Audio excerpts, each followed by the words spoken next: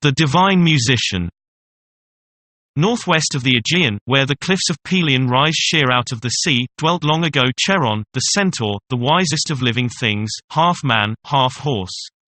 Many brothers had he, who in form were like himself, but their hearts within were hard and wild, and because of their untamed passions and their cruelty and lust they were hated alike by gods and men. But Charon was gentle and mild.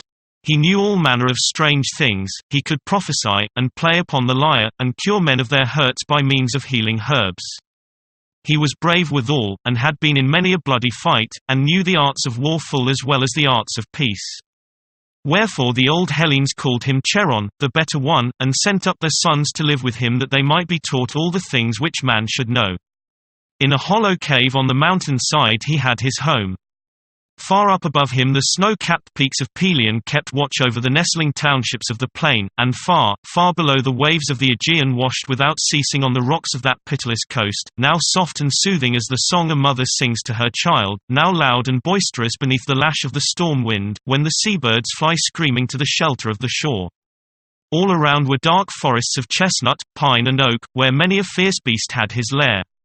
In the branches of the trees the wild birds built their nests and filled the dark glades with song. About the mouth of the cave the ground was trampled hard beneath the tread of many feet, and paths led this way and that, some into the heart of the forests, others down the steep cliff to the shore. Every morning at sunrise a troop of boys and youths would come forth from the cave, and, dividing into groups, would go their several ways to fish or to hunt, or to follow the course of some stream to its unknown source in the mountains. Sometimes Charon himself would go with them, if he thought they had need of his help, but more often he left them to their own devices, to follow each one his own bent as nature prompted him. In the evening they would come home and tell him of their doings in the day. And he would praise or blame them, according as they had done well or ill, and show them how they might do better another time.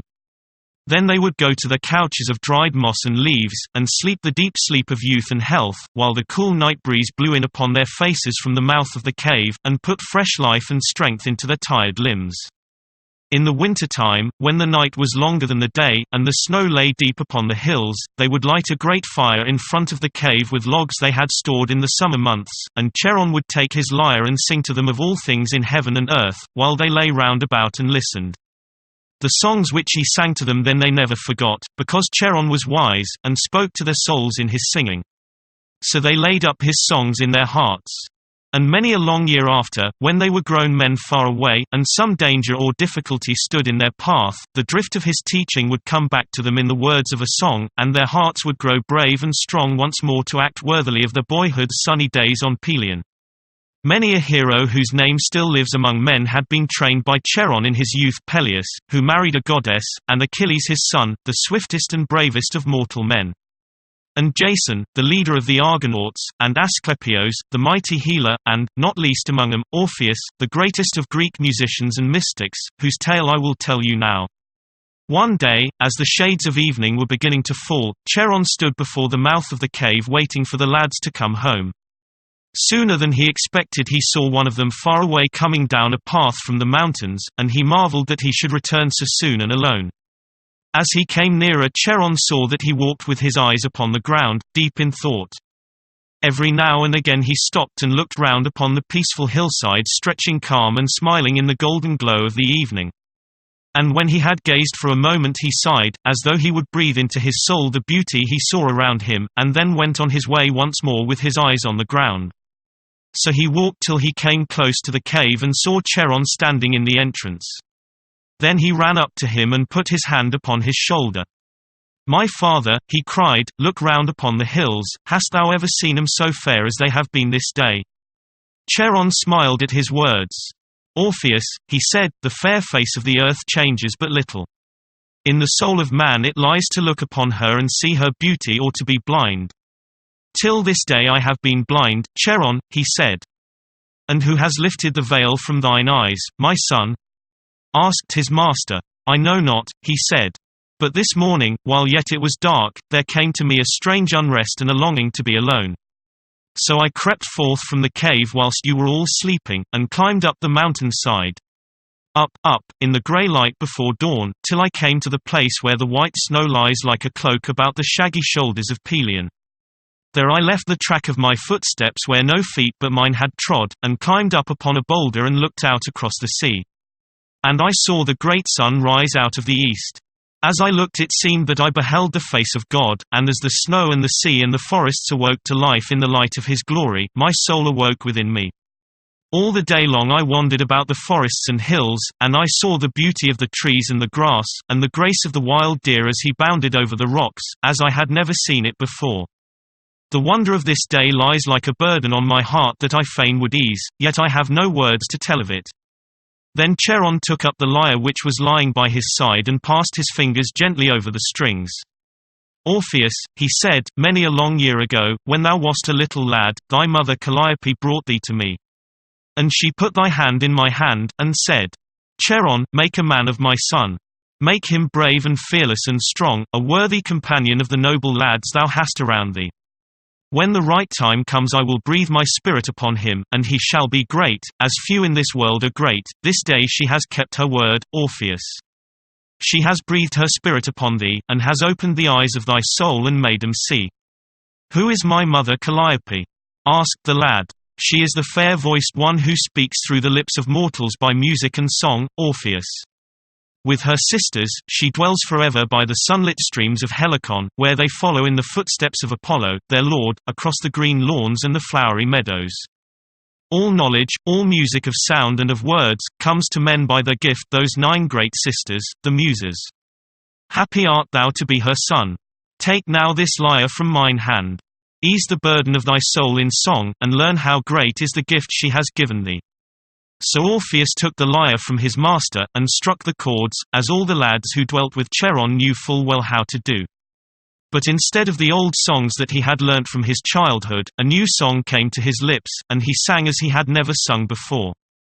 Far away upon the hillsides his companions heard his voice, and they stopped upon their homeward way to listen, as the evening breeze bore the sound to their ears. When they knew that the voice came from home, they hastened on and drew silently near, that no sound might disturb the singer, and throwing themselves upon the ground at his feet, forgot their weariness and hunger as they listened. On and on he sang, forgetful of all else but his song, till the red glow of the evening died away in the west and the stars shone pale in the twilight. There was a strange magic about his music which drew all living things to his feet, as a magnet draws the cold heart of steel. From the woods and the forests they came, and from the bare hillsides. The lion, the leopard and the trembling fawn. The snake came forth from his hiding place, the rabbit from his hole, and the wild birds wheeled about his head and settled on the brow of the cave. The very trees seemed to hear him, as they swayed their heads to and fro to the rhythm of his song.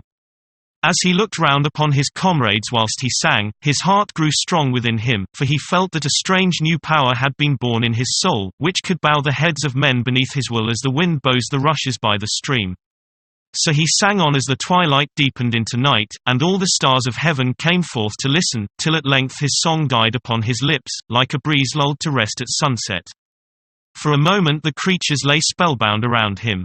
Then one by one they crept back to their homes, with their fears and their hatreds tamed for a while by the magic of his singing. And his companions crowded round him with words of praise and eager questions. Who taught thee thy magic song, Orpheus? They cried. The sunrise and the snow, he answered, and the teaching of Charon, and my happy days with you, and the spirit of my mother Calliope, all these have taught me my song. But his answer was a dark saying to them, and not one of them understood it, save Charon. He knew that it is the commonest things in life that are the material of all that is beautiful and fair, just as a temple may be built of common stone. But that the children of the Muses are few, who can by music and art open the blind hearts of men to see. Thus did the gift of song fall upon Orpheus, so that he became the greatest of all singers upon earth. All day long he would wander about the woods and the hills, and tame the heart of every living thing with the magic of his voice. One day it chanced that he came into a wood where he had never been before, and he followed a grass-grown track which led to the mouth of a cave. On one side of the cave stood a tall beech tree, whose moss-covered roots offered a tempting seat, and close by a clear stream gushed forth from the rocks. He drank eagerly of the water, for he had wandered far and was thirsty, and when he had quenched his thirst, he sat down on the roots of the beech tree and began his song. As before, the wild things gathered about him, and crouched at his feet, tame and silent, as he sang. And from the shadow of the cave crept a wood nymph, and lay upon the grass, with her chin between her hands, looking up into his face. For a time he did not see her, so silently had she come. But at last the power of her eyes drew his eyes upon her, and he turned his head and looked at her. When he saw her, his arm fell useless by his side and his voice died away in his throat, for he had never looked upon anyone so fair. Her hair was black as the storm cloud, but her eyes were blue as the summer sky, and she lay like a white flower in the grass at his feet. For a long moment he gazed into her face without speaking, as she gazed back at him, and at last he spoke. "Who art thou, maiden?" he asked. "I am Eurydice," she answered. "Thy hair is black as midnight, Eurydice," he said, "and thine eyes are bright as the noonday. Are not midnight and noonday fair to thine eyes?" She asked. "They are fair indeed, but thou art fairer." "Then I am well content," she said. "I know not thy name nor thy face, Eurydice," said he, "but my heart beats with thy heart as though we were not strangers. When two hearts beat together, Orpheus, they are strangers no more, whether they have known each other all their days, or have met as thou and I have met. Long ago the fame of thee, and of thy singing, reached mine ears, but I hardened my heart against thee, and said, It is an idle rumor, and he is no better than other men, before whose face I flee. But now the gods have brought thy steps to the hollow cave where I dwell, and thou, by thy magic, hast drawn me to thy feet, so that I, who doubted thy power, must follow thee whithersoever thou wilt. Shall I sing thee a song, Eurydice, the song thou hast sown in my heart?" "Yes, sing me that song," she answered. So he struck the chords of his lyre and sang her the song that was born of her beauty. One by one the wild creatures stole back to the forest, for that song was not for them, and they too were left alone beneath the spreading boughs of the beech tree. As he sang, Eurydice crept closer to him, till her head rested on his knee and her long black hair fell in a cloud about his feet. As she drew nearer his voice grew lower, till it became but a whisper in her ear. Then he laid his lyre on the ground beside him and put his arms about her, and their hearts spoke to each other in the tongue that knows not sound nor words. So it came to pass that Orpheus returned no more to dwell with Charon and his companions in the hollow cave below Pelion, but lived with Eurydice, his wife, in her cave in the heart of the forest. But he never forgot his boyhood's happy days, nor all that Charon had done for him. He would come often to see him and take counsel with him, and sing to the lads his magic song. For a few short years he lived a life the gods might envy, till the dark days came, when not even music could bring comfort to his heart. For one day, as he roamed with Eurydice through the dark forest, it chanced that she unwittingly trod upon a snake, and the creature turned upon her and pierced her white foot with its venomous fang. Like liquid fire the poison ran through her veins, and she lay faint and dying in his arms. "O Eurydice," he cried, "Eurydice, open thine eyes and come back to me." For a moment the agony of his voice awoke her to life. "Orpheus," she said, "beloved, this side of the river of death we can dwell together no more. But love, my dear one, is stronger than death, and some day our love shall prevail, never again to be conquered." When she had spoken her head sank down upon his breast, and her spirit fled away, to return no more. So he bore the fair image of his wife in his arms, and laid her in the depths of the cave that had been their home. Above her head he placed a great pine torch, and all the long night watches he Saturday with his arms about her and his cheek against her cheek. And his heart groaned within him with a grief too great for words. Ere the day dawned he kissed for the last time the lips that could speak to him never again, and laid back her head on a pillow of leaves and moss. Then he pulled down the earth and stones about the mouth of the cave, so that no one could find the opening, and left for evermore the home he had loved so well. Onward he walked in the grey light of dawn, little caring where he went, and struck the chords of his lyre to tell all the earth of his grief. The trees and the flowers bowed down their heads as they listened, the clouds of heaven dropped tears upon the ground, and the whole world mourned with him for the death of Eurydice his wife. "Oh, sleep no more, ye woods and forests," he sang, "sleep no more, but toss your arms in the sighing wind, and bow your heads beneath the sky that weeps with me. For Eurydice is dead. She is dead. No more shall her white feet glance through the grass, nor the field flowers shine in her hair. But, like last year's snow, she is melted away, and my heart is desolate without her. Oh, why may the dried grass grow green again, but my love must be dead forever. O ye woods and forests, sleep no more, but awake and mourn with me." For Eurydice is dead, she is dead, dead, dead." So he wandered, making his moan and wringing the hearts of all who heard him, with the sorrow of his singing. And when he could find no comfort upon earth, he bethought him of the words of his wife. "This side of the river of death we can dwell together no more. But love, my dear one, is stronger than death, and some day our love shall prevail, never again to be conquered." He pondered the words in his heart, and wondered what she might mean. If love is stronger than death, he thought, then my love can win her back. If I can charm the hearts of all living things with the magic of my song, I may charm, too, the souls of the dead and of their pitiless king, so that he shall give me back Eurydice, my wife. I will go down to the dark halls of Hades, and bring her up to the fair earth once more.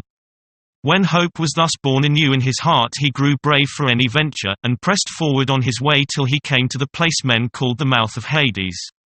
Nothing daunted by the tales of horror they told him, he entered the fearsome cave, which led deep down into the bowels of the earth, where noisome vapors choked the breath in his throat, and dark forms crouched in his path and fled shrieking before him, till at last he stood by the shores of the ninefold Styx, that winds about the realms of the dead.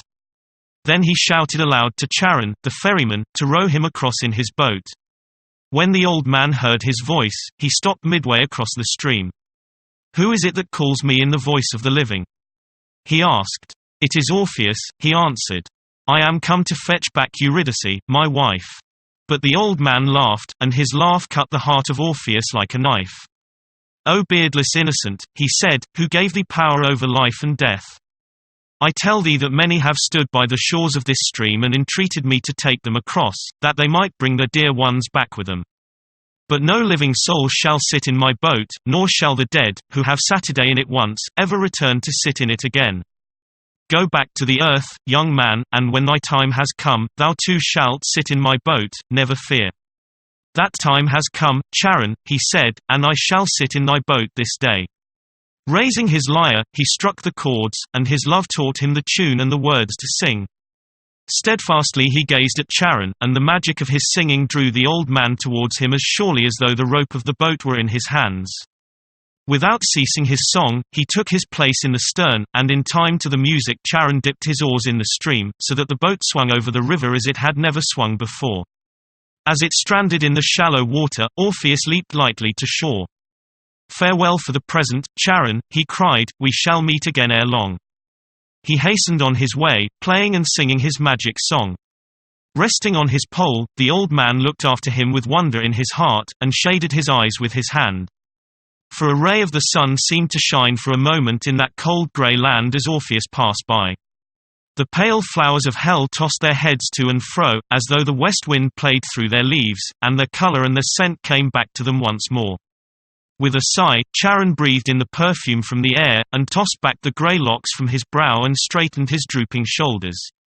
"It is long since I smelt the fresh smell of the earth," he muttered. "Who is this young god, who can bring light to the darkness and life to the realms of the dead?" So till Orpheus passed out of sight and the sound of his singing grew faint in the distance, Charon stood looking after him, and then with a sigh he Saturday down in his boat and bent to his oars once more. And Orpheus went on his way, with hope beating high in his heart, till he came to the portals of the palace of death. On the threshold lay Cerberus, the three-headed hound of hell, who night and day kept watch beside the gate to see that no one passed in save those who had died upon earth, and that those who had passed him once should pass him never again. When he heard Orpheus coming, he sprang to his feet and snarled and growled and bared his sharp white fangs. But as the strains of music grew clearer he sank silent to the ground, and stretched his three great heads between his paws. Orpheus, as he passed by, bent down and stroked him, and the fierce beast licked his hands. So did he enter into the gates of death, and passed through the shadowy halls, till he stood before the throne of Pluto, the king. A dim and awful form did he sit, wrapped about in darkness and mist, and on his right hand Saturday Persephone, his wife, whom he stole from the meadows of Sicily.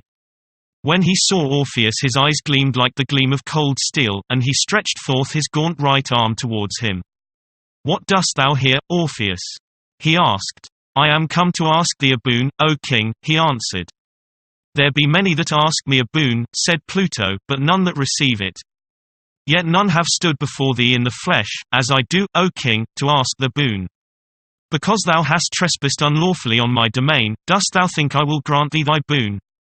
Nay, but because my grief is so great that I have dared what none have dared before me, I pray thee to hear me. Without waiting for an answer, he struck his lyre and sang to them the story of his life, and of how he had loved and lost Eurydice. The eyes of the pale queen brightened when she heard him, and the color came back to her cheeks, as the song brought back to her mind the days of her girlhood and the sunlit meadows of Sicily. Then a great pity filled her heart for Eurydice, who had left the green earth forever, and might not return, as she herself did, in the springtime, living only the dark winter months below. As Orpheus ceased his song, she laid her hand upon her husband's. "My lord," she said, "grant his boon, I pray thee. He is brave and true-hearted, and he sings as no man has ever sung before." But the stern king Saturday, with his head upon his hand and eyes cast down, deep in thought. At length he spoke, and his voice was soft and kind. "Orpheus," he said, "thou hast touched my heart with thy singing. Yet it lies not with me to grant thee thy boon. But if the queen, thy wife, may return to the earth in the springtime, may not Eurydice, too, come back at thy command?" Asked Orpheus. "The ways of the gods are not the ways of mortals, Orpheus, they walk by paths you may not tread. Yet, though I have no power to give thee back Eurydice, thou mayest win her thyself if thou hast the strength." "How may that be?" cried Orpheus. "For the sake of Eurydice I have strength for any venture. No strength of the flesh can win her, Orpheus, but the strength of a faith unfaltering. I will send for her, and when thou shayest her stand within the hall, holding out her hands towards thee, thou must harden thy heart, and turn and flee before her by the way thou camest. For the love of thee she will follow, and she will entreat thee to look at her and give her thy hand over the stony way. But thou must neither look at her nor speak to her. One look, one word, will be thine undoing, and she must vanish from thine eyes forever. The spell of thy song still rests upon the guardians of my kingdom, and they will let thee and thy wife pass by. But think not by word nor deed to help her.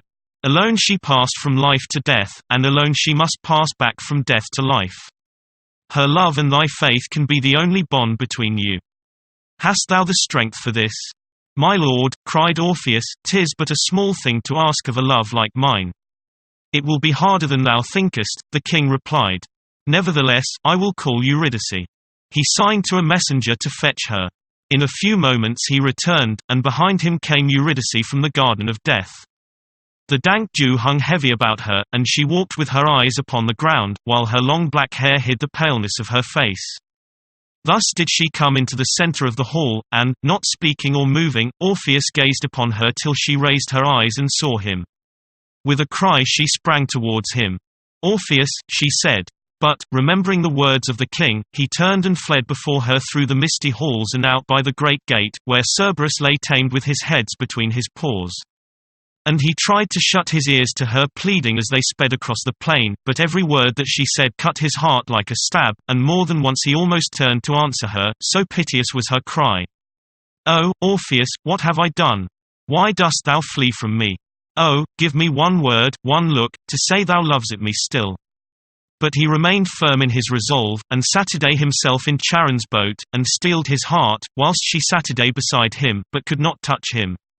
For he was a living soul, and she was a shade, and might not touch him if she would. But still she pleaded with him. "O Orpheus, my heart is starving for one look, one word. I know thou lovest me, but oh, to see thine eyes tell me so and hear thy lips say it."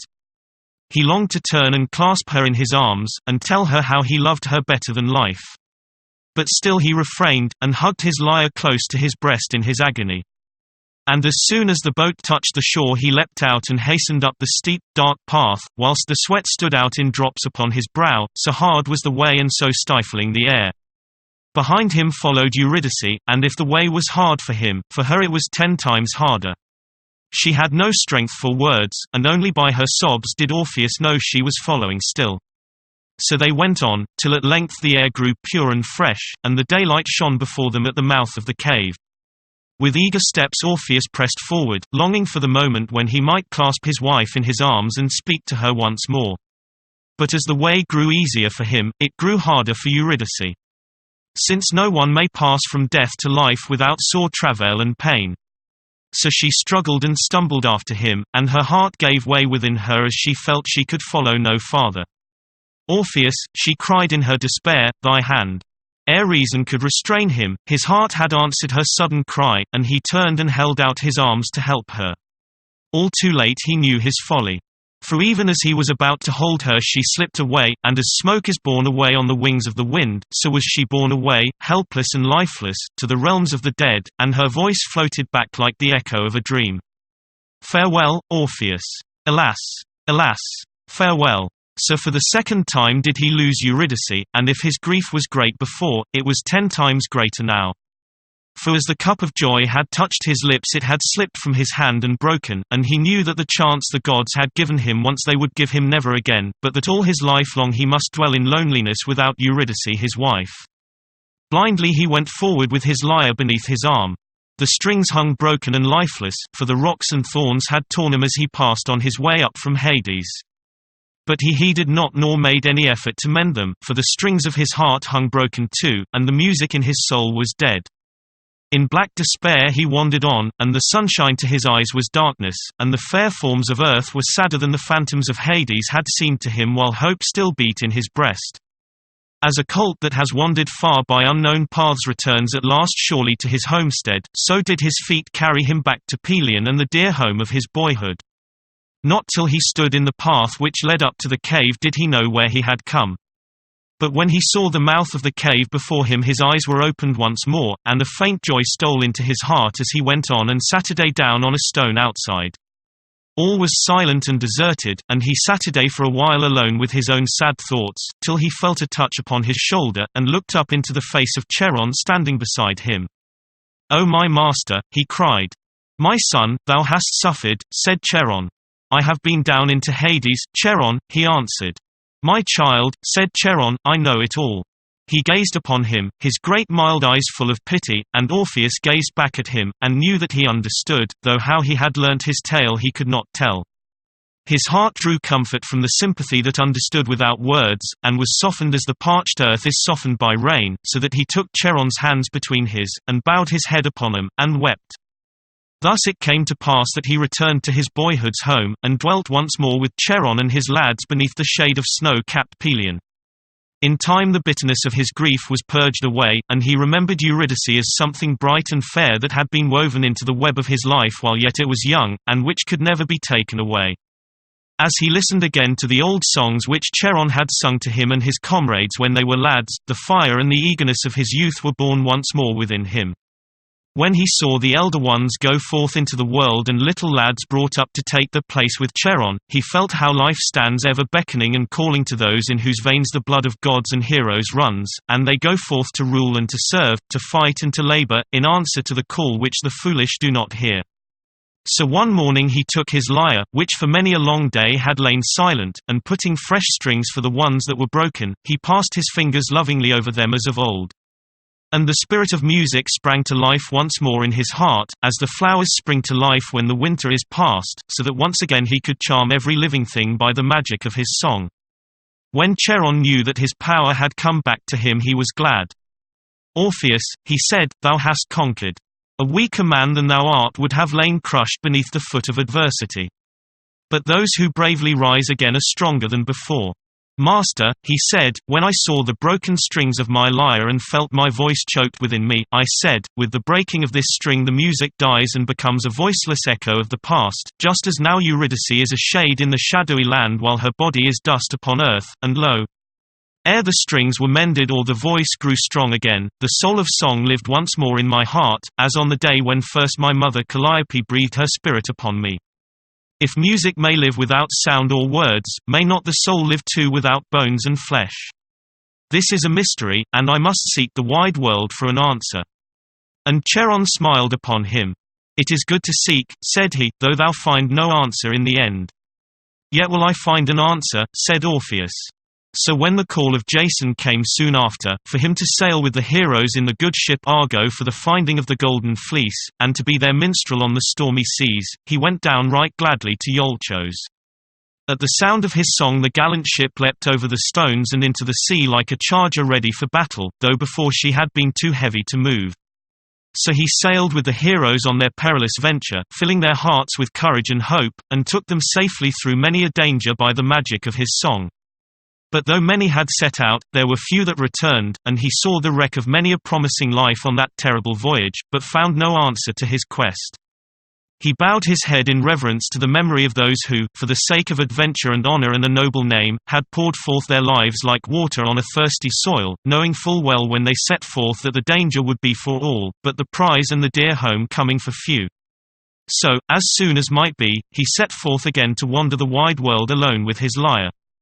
Some say he went to Egypt, others say to Crete, but wherever he went he found at last the answer to his quest. For he found the great god Dionysos, the god of many names. Bromios, Bacchos, Zagreus, who fills men's minds with inspiration and divine madness, so that they become one with him and with the life that lives forever behind the forms of things that die. He ate of the flesh of the mystic bull, which is the god himself, and to the sound of his lyre the Maenads danced over the mountains and through untrodden woods, and held to their breasts young lions, and cubs of the untamed wolf. Far away from towns and cities, where custom and language raise barriers between man and man, on the breast of the untouched earth they danced their mystic dance, and became one with Bacchos and with all things that have life in the present, or have lived in the past. There Orpheus found Eurydice again in the communion of soul with soul, and learnt what she had meant when she said, "Some day our love shall prevail, never again to be conquered." So it came to pass that he became the priest of Bacchos, the mystic god, who is one with life and love.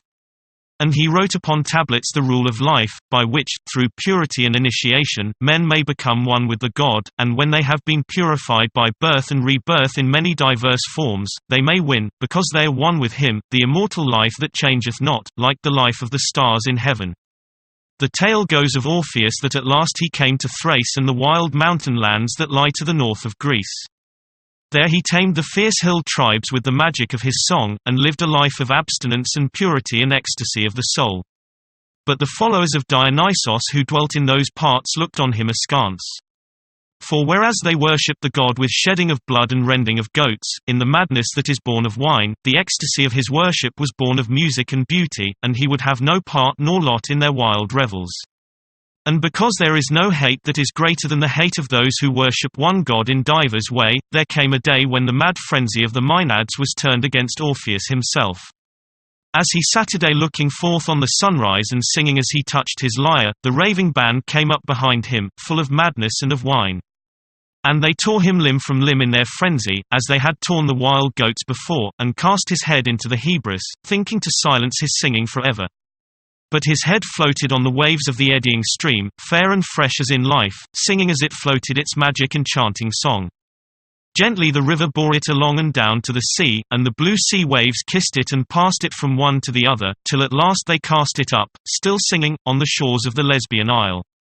There the Muses came and buried it, and made of its tomb a sacred shrine, where, for many a long year, men came from far and wide to worship and consult the oracle. About that shrine the nightingales sang more sweetly than in any other spot on earth, for they learnt their song from the lips of Orpheus himself. And men bound themselves in a holy brotherhood which they called by his name, and lived by the rules he had written on his tablets. Some of those who pretended to follow him were charlatans and rogues, and brought dishonor and ridicule upon his name, while others kept the letter without the spirit of his law. But among them were those of a pure and blameless life, who kept his doctrines, and handed them down from generation to generation, till in time they became the foundation stones of the great philosophies of Pythagoras and Plato. Thus did Orpheus live and die, and pointed out to men the path to immortality by purity and abstinence and ecstasy of the soul. There were many of old who hated his doctrine, and many who hate it now, and, indeed, it is not one by which every man can live. But there are those to whom it brings peace and joy, though they call it by other names than his. And these are the Bacchoi, the initiated, who have seen the inward light, and their souls are at peace.